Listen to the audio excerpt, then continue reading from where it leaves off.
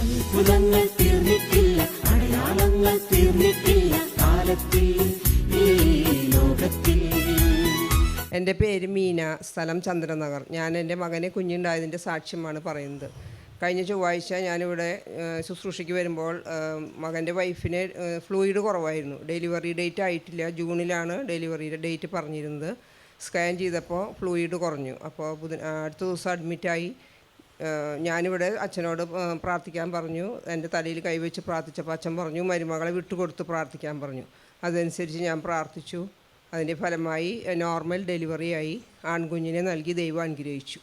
യേശുവേ നന്ദി. ഫ്ലൂയിഡ് കുറവായതുകൊണ്ട് അത് കൊച്ചിനെയും ബാധിക്കാമെന്ന് പറയും. ഫ്ലൂയിഡ് കുറവായതിനാൽ ഡെലിവറി നീട്ടി വയ്ക്കാൻ പറ്റില്ല. ഉടനെ തന്നെ അഡ്മിറ്റായി ഡെലിവറിക്ക് ആയിട്ട് ഒരുങ്ങാൻ പറഞ്ഞു. അതനുസരിച്ച് അഡ്മിറ്റായി. ബുധനാഴ്ച അഡ്മിറ്റായി, വ്യാഴാഴ്ച ഡെലിവറി. ചേച്ചി പേടിച്ച് അവിടെ വരുന്നത് ഡോക്ടർമാർ പറഞ്ഞിരിക്കുന്നത് ഇങ്ങനെയാണ്. അതുകൊണ്ട് അച്ഛാ പ്രത്യേകം പ്രാർത്ഥിക്കണം, ഒരു ഉപദ്രവമൊന്നും വരാത്ത വിധത്തിൽ ചെയ്യാം.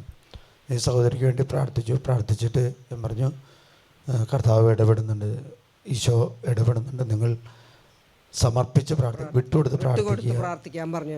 ആൺകൊച്ചിനെയാണ് നൽകുന്നത് പറഞ്ഞു.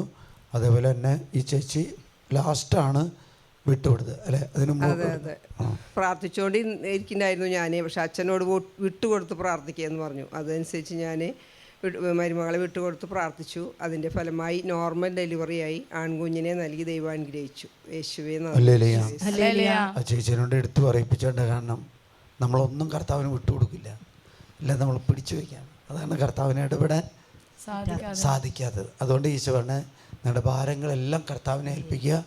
ഞാൻ നിങ്ങളുടെ കാര്യങ്ങളിൽ ശ്രദ്ധാലുവാണ്. അല്ലേ?